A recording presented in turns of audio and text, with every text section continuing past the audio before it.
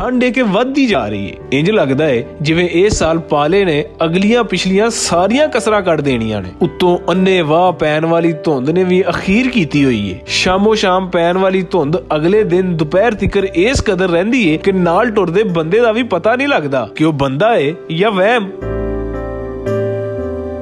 ਲੋਕੀ ਠੰਡ ਦੀ ਸ਼ਿੱਦਤ ਘੱਟ ਕਰਨ ਲਈ ਮੋਟੇ ਕੱਪੜਿਆਂ ਦਾ ਆਸਰਾ ਲੈ ਰਹੇ ਨੇ ਤੇ ਕਦੀ ਅੱਗ ਬਾਲ ਕੇ ਹੱਥ ਸੇਕਦਿਆਂ ਲਹੂ ਗਰਮ ਕਰਨ ਦੇ ਚਾਲੇ ਕਰ ਰਹੇ ਨੇ। ਠੰਡੀਆਂ ਸਵੇਰਾਂ ਤੇ ਠਰਦੀਆਂ ਸ਼ਾਮਾਂ ਵਿੱਚ ਚਾਵਾਂ ਤੇ ਕਹਿਵੇ ਦੇ ਨਾਲ ਹਲਵਿਆਂ ਦੀਆਂ ਦੁਕਾਨਾਂ ਉੱਤੇ ਵੀ ਰਸ਼ ਵੱਧ ਜਾਂਦਾ ਹੈ। ਕੁਝ ਲੋਕ ਖੁਸ਼ਕ ਮੇਵਿਆਂ ਨਾਲ ਚਸਕਾ ਪੂਰਾ ਕਰਦੇ ਨੇ ਤੇ ਬਹੁਤ ਸਾਰੇ ਮੱਛੀ ਉੱਤੇ ਹੱਥ ਸਾਫ਼ ਕਰਕੇ ਠੰਡ ਤੋਂ ਬਚ ਕੇ ਰਹਿਣ ਦੀਆਂ ਕੋਸ਼ਿਸ਼ਾਂ ਕਰਦੇ ਨੇ। ਠੰਡ ਦਾ ਮੌਸਮ ਭਾਵੇਂ ਬਹੁਤ ਸਾਰੀਆਂ ਮੁਸ਼ਕਿਲਾਂ ਲੈ ਕੇ ਆਉਂਦਾ ਹੈ, ਪਰ ਇਹਦਾ ਵੀ ਆਪਣਾ ਹੀ ਹੁਸਨ ਹੈ। ਬਸ ਸ਼ਰਤ ਇਹ ਹੈ ਕਿ ਇਸ ਮੌਸਮ ਵਿੱਚ ਇਹਤਿਆਤ ਨਾਲ ਕੰਮ ਲਵੋ, ਫਿਰ ਵੇਖੋ ਤੁਹਾਨੂੰ ਇਸ ਮੌਸਮ ਨਾਲ ਪਿਆਰ ਵੀ ਹੋਏਗਾ ਤੇ ਇਹਦੀ ਚਸ ਵੀ ਆਏਗੀ।